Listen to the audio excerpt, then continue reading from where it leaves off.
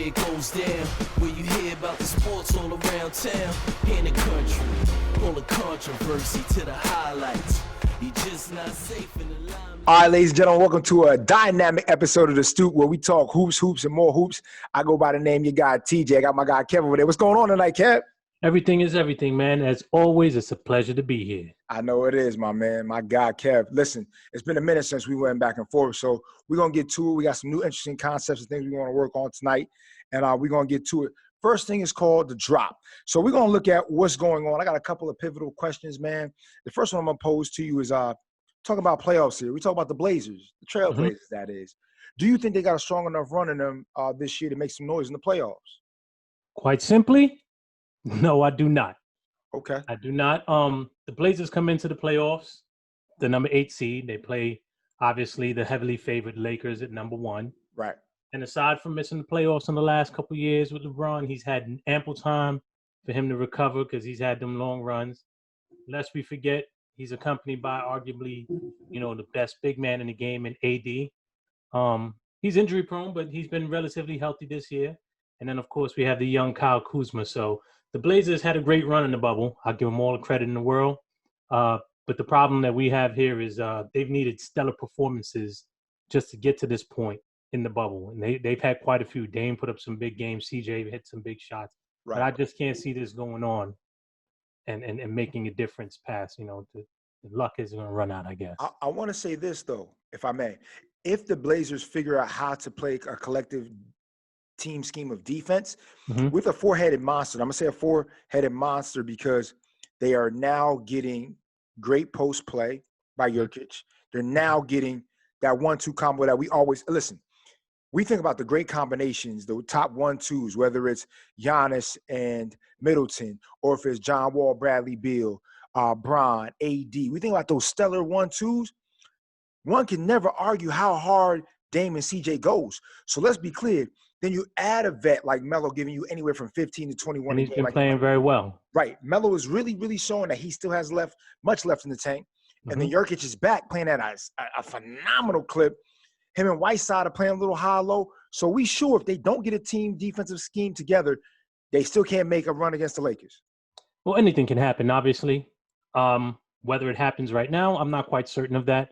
Okay. But I just think right now, with Bron being well-rested, and despite playing 17 years, he's still at the top of his game. AD is still at his peak as well, and they're both very healthy going into this.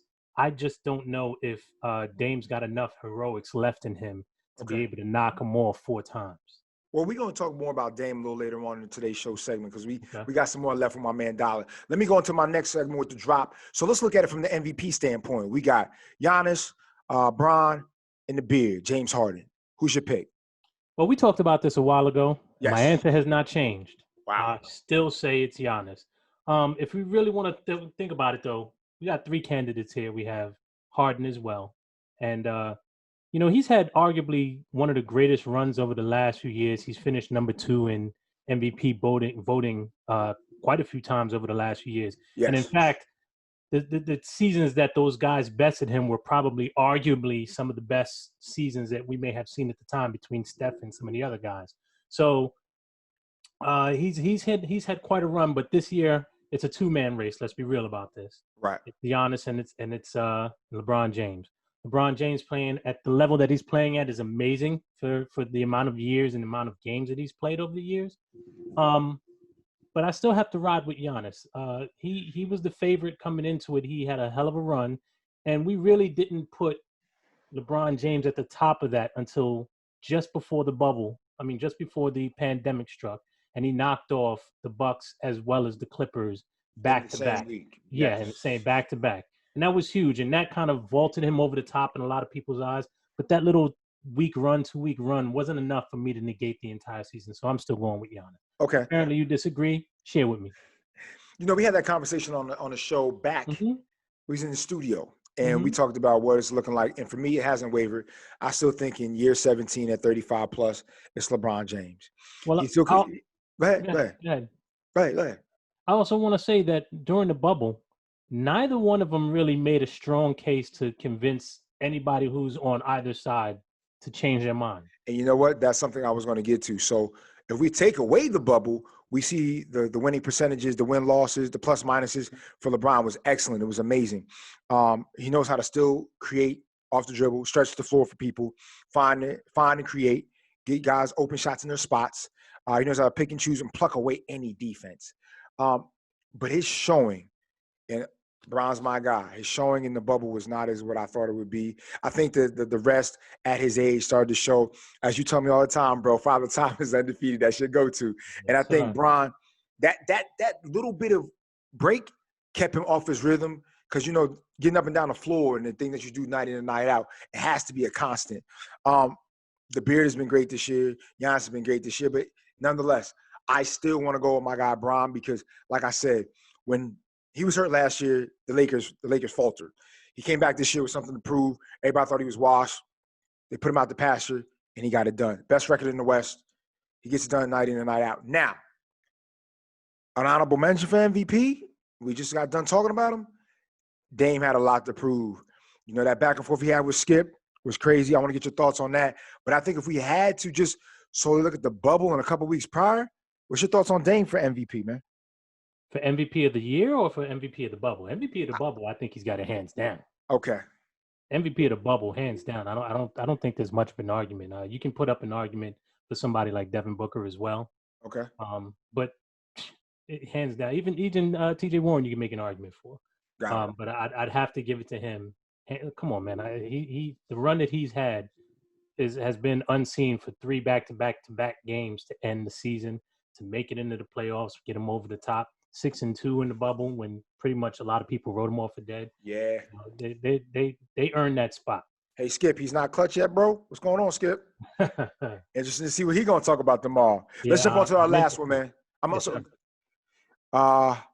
Lakers. You know, sometimes it takes 3 to get it done. 2 is always good. Dynamic duos are great. But their third option, do you think Kyle Kuzma in the playoffs can be a viable third option for the Lakers? What's your thoughts? He better be. Okay. He better be. I mean, who else is going to do it? KCP? Ooh. Quentin Cook? No. Andy Green? They're all decent players in their own right, but it's got to be Kuzma. He's got to step up. I don't think he can. And here's my guy. And, you know, he's your guy, but he's my guy in the bubble because he's really stepped up. And I think the way Frank Vogel got him intertwined into the offense and he kept his body right while he was out of the game, Dion Waiters. And, you know, I told you way back in the studio, I said, yo, you did. You're getting Dion Waiters, but, you know, Jay Crossover was still out here and J.R. Smith was still out here.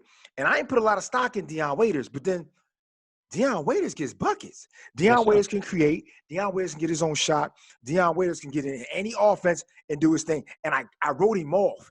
And then I'm looking at the reps that he's getting versus what JR is getting. And I'm like, man, Dion giving more to the table. What's your thoughts on that, bro? So I'm not taking nothing away from Kuzma, but I think with his seasonedness, him being a great vet, I think Dion Waiters, even if he's with the second unit, is going to be that third guy to kind of take things on. And I don't even think the Morris twin is going to do a lot. He's going to help, but I think Dion Waiters is my third option for the Lakers. What's your thoughts on that, bro? I take nothing away from Dion Waiters. Okay. He's definitely a viable option in that offense. It works. We've seen it's working. But I'm still going to roll with Kyle Kuzma. He's a little bit, I shouldn't say more tested because he's only got a couple years under his belts as well.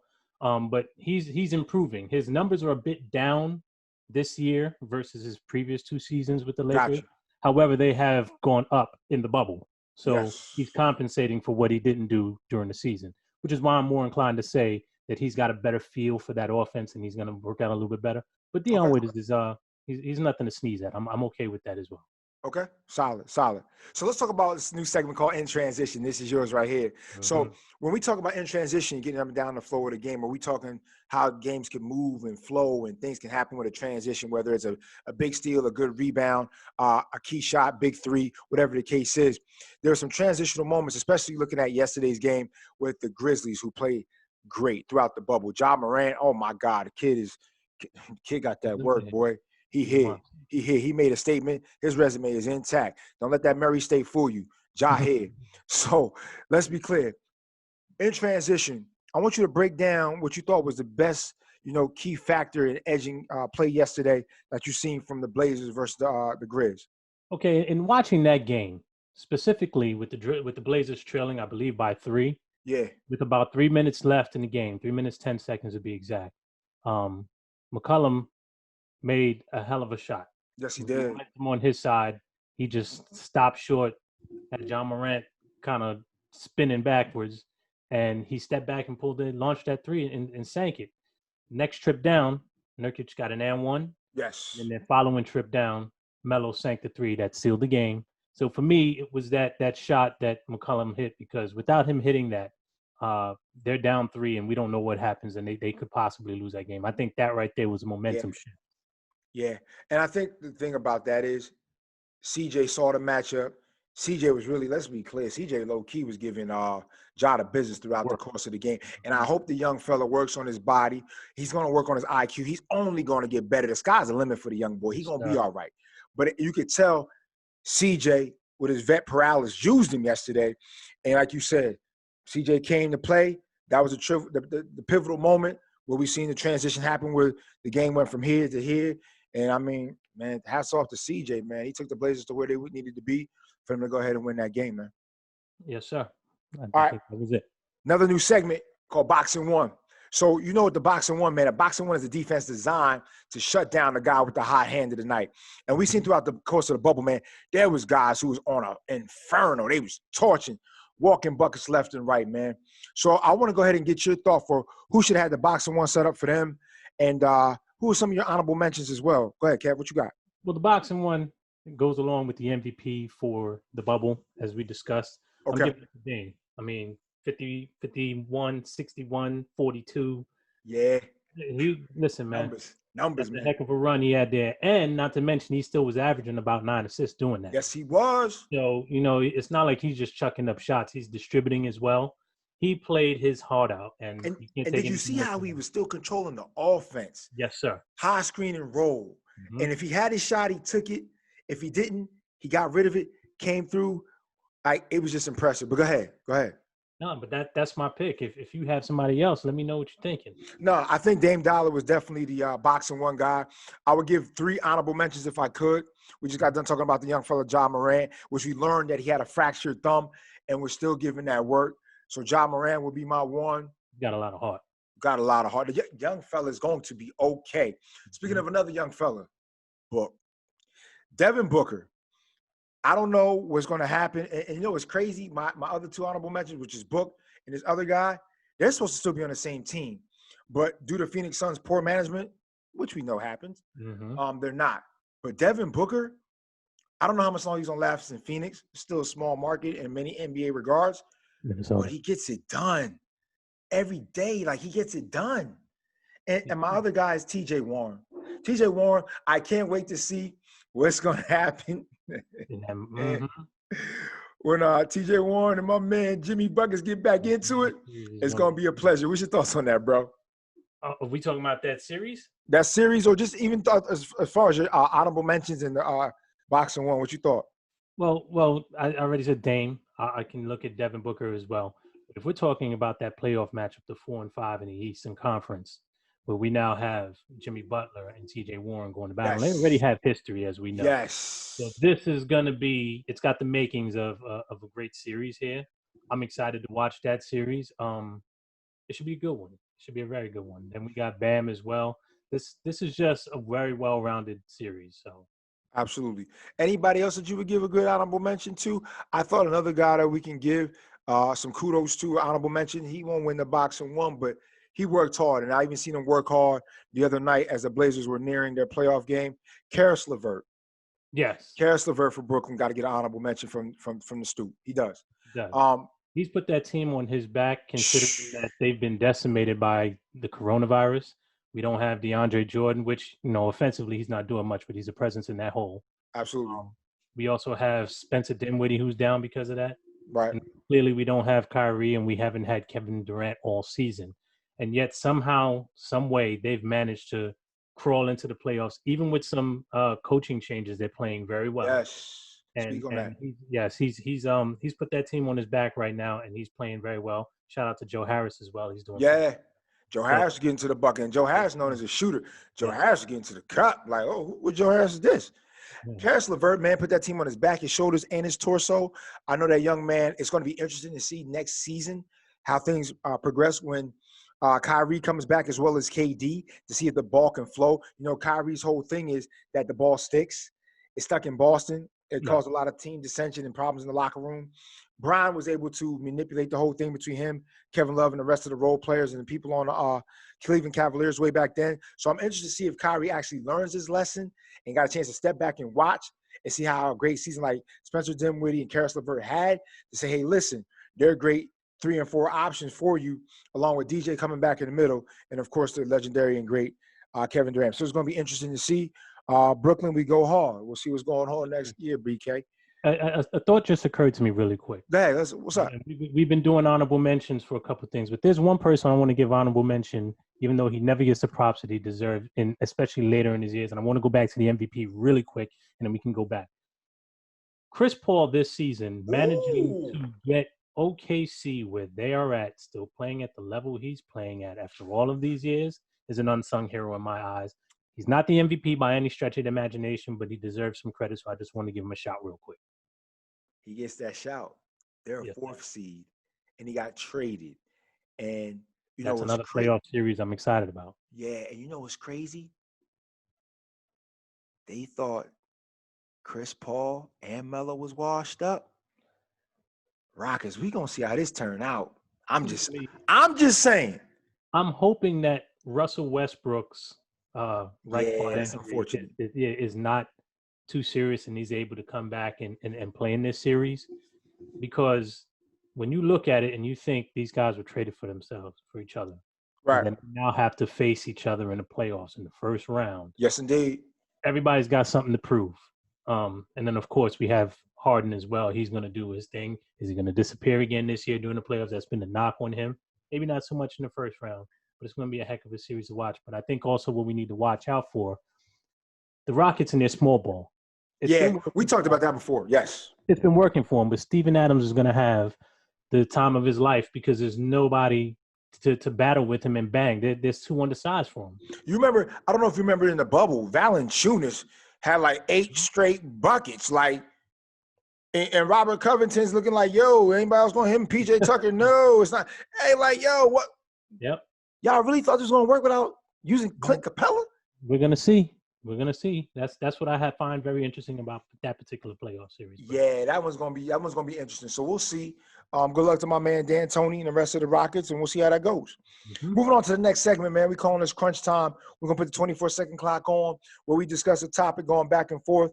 Kev, I know you got a great topic for us tonight. We're gonna see what it is, and we're gonna go back and forth on it and talk some hoops. So what's the topic for tonight, my guy? All right, Crunch Time tonight. We're doing, are the Suns just that hot? Because they played exceptionally well in the bubble. They were the only team that went undefeated. Unfortunately, it didn't land them a playoff spot. That right. Kind of sucks, but what are you going to do about it? But are they just that hot, or are they a legit playoff threat next season? Let me know when you're ready. Go. Ready? Go. Well, here's what I think. I think the Phoenix Suns are a legitimate playoff contender next season. Monty Williams will have a full season under his belt. Ayton will only get better as a big man. I also like the additions of Kelly Oubre. He's still phenomenal. And Booker he's a generational talent. I hope they buy into what Monty Williams has to have. And let's be clear, Booker has showed that he's prime time right now, and it's only a matter of time when they see what goes on next, and that's me. Okay. All right, bro. I'm going to have to agree with you, and I'm going to say, yes, they are a legitimate team next year. They are going to do their thing. Devin Booker is only getting better. Just as you say, Kelly Oubre is going to be a matter of fact in there. They're just really playing well at this particular point. I don't see any reason why they would not be a viable option next year for the playoffs. Okay. All right. Well, that goes to crunch time, ladies and gentlemen. Let's be on the lookout for the Suns. I think they could do it. I will say this, though, bro. I think they're a good vet away with all those young guys, because I was watching a clip the other day, and I was looking at how Q Richardson said this about those old Clipper teams when they was young and they was knuckleheading with Lamar Odom and everybody. They didn't know how to win.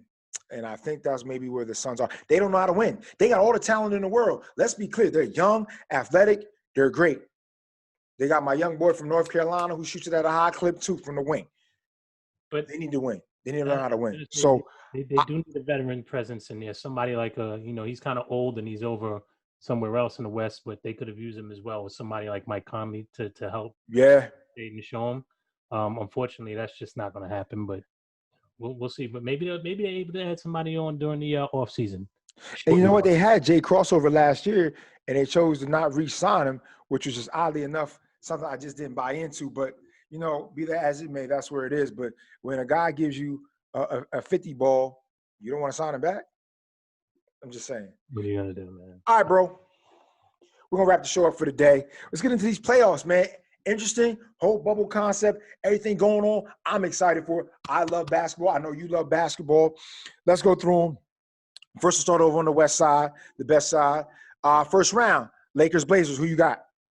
I got the Lakers in 5. Lakers in 5. I got the Lakers in 5, and I wouldn't be surprised if the Blazers snatch game 1. But after that, Lakers take it. I got Lakers in 6. Let's keep it going. West, Clippers and Mavs. Who we got? I got the Clippers on that one, and I believe Luka is going to have his hands full between all the defenders that they had to throw him at it. So Porzingis is going to have to step up and really get his thing going. But I have the Clippers in 6. Upset alert. Upset Really? alert. Upset alert. I think the Mavs, because the Clippers haven't really been tested and resting their laurels. Let's be clear. The Mavericks have nothing to lose. And Luka knows this is prime time. Luka's trying to establish himself. Everybody talking about Luka Doncic, Luka Doncic, Luka Doncic. Well, then show up, Luka. What's up? And I think now KP is where he needs to be. KP is that formidable 1-2 punch. Let's be clear. Yes, the Clippers play great team defense, but they ain't seen nothing like this. And you got to see this for 7 games. Upset alert. Mavs in 6. We'll see what comes out of that one. Let's do it.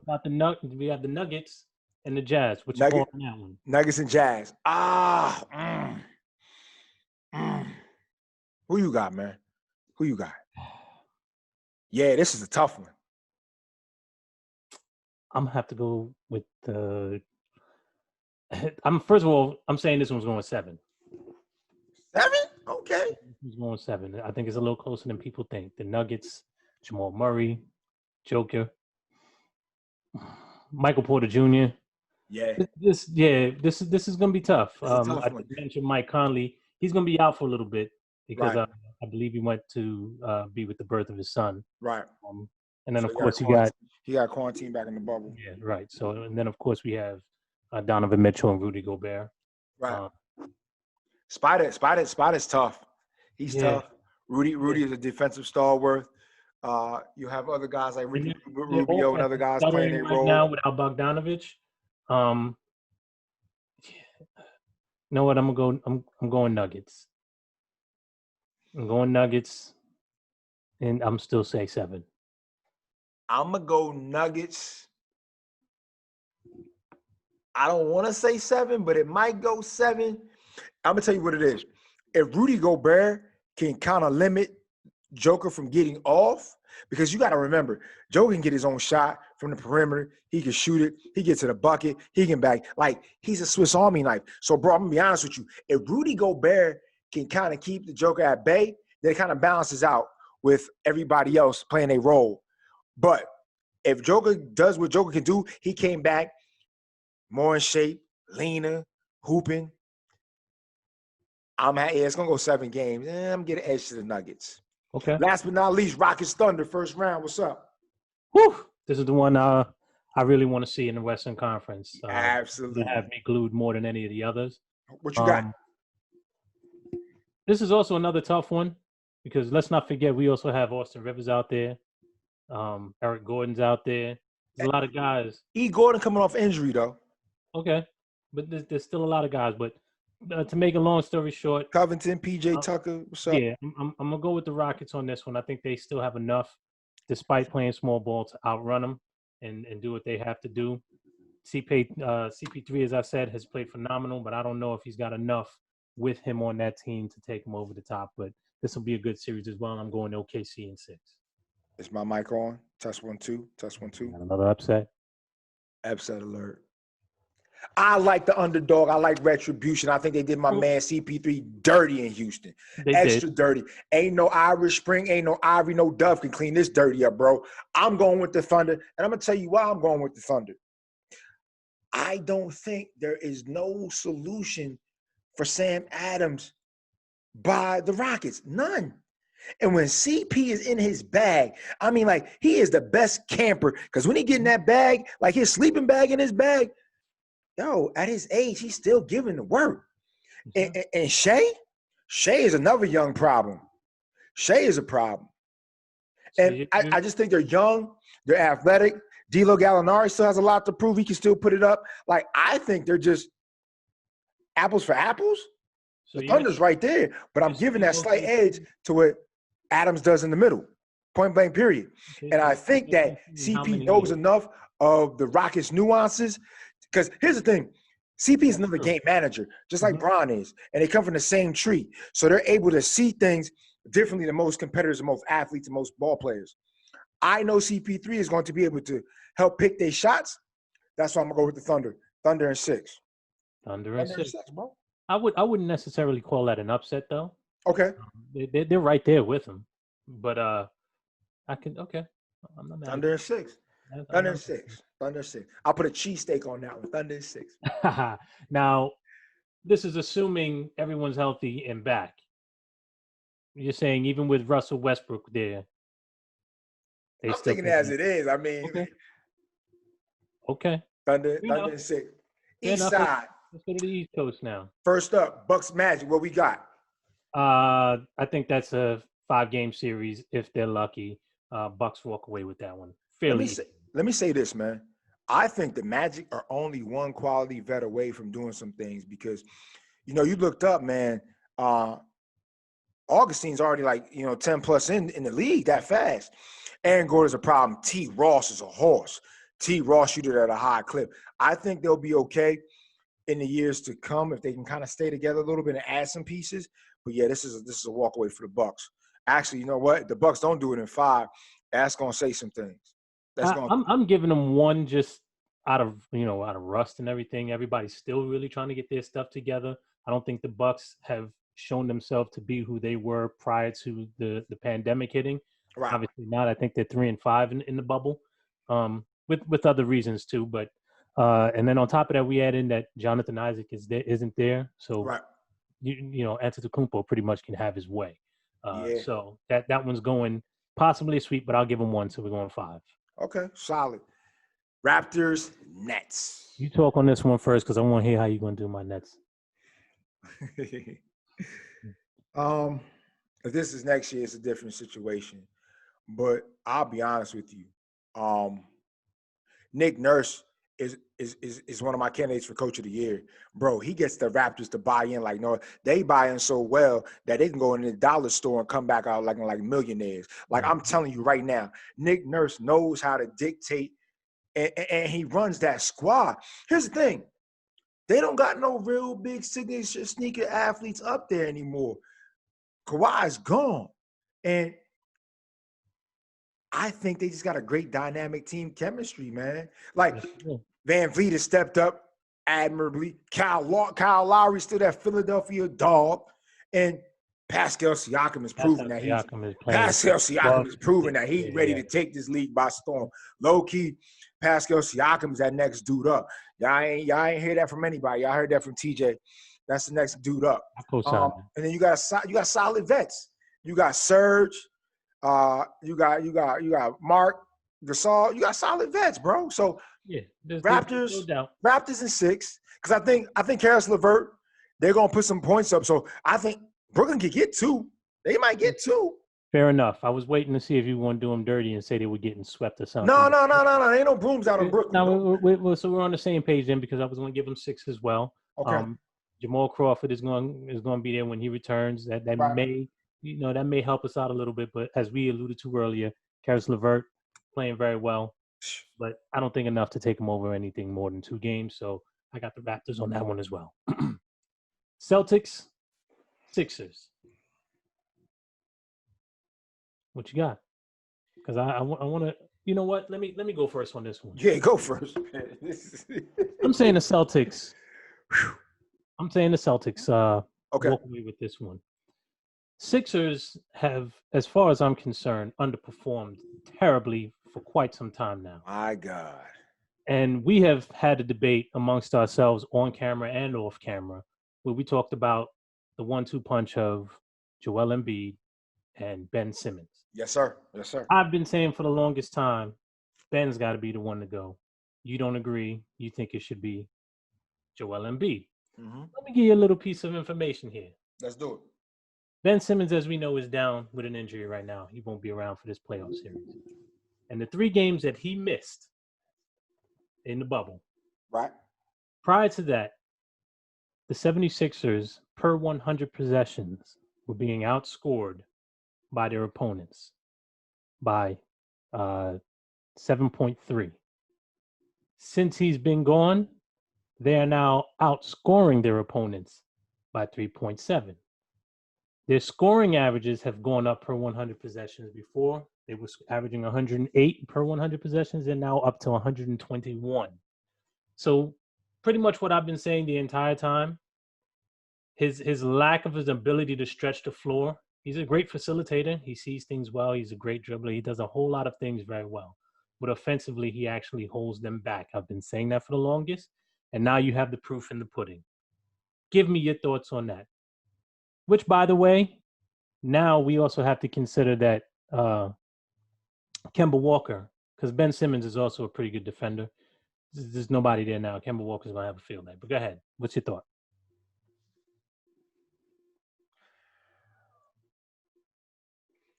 There's no clear-cut way to slice this, bro.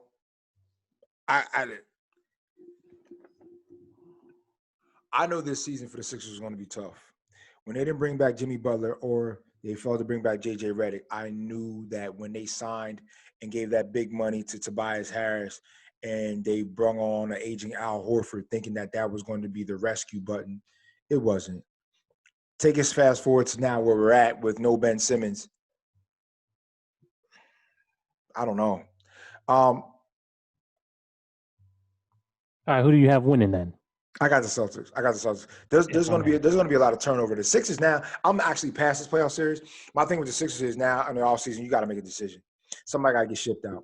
That's it. Coach got to go. And if you keep them both, which you should actually, because I think about marquee matchups that broke up a little bit too prematurely, i.e. Shaq and Penny, i.e. Shaq and Kobe. You gotta get them. You gotta get a Phil Jackson. You gotta get somebody to be able to utilize that talent, harness it properly. Because if you break them up now, you didn't trust the process. Fair enough. And I'll leave it at that. Last but not least, we got how many games? Celtics, how many games? Oh, 4. I'm saying 5. 4. Okay, well, I get it. You owe me one. 4, 5. It's not okay, bro. Listen, fam. It's not gonna go down easily, man. It's just not. They're not built to win. They hurt themselves by either being cheap or not realizing what they had. Jimmy Butler should have been returned. Jimmy Butler was the Jimmy Butler wanted out because he said they weren't even studying film. Like they walking in there and they just he wanted to be gone. That there was no keeping him. I think you could have kept him because I think also too Jimmy was the battery that was in Embiid's back.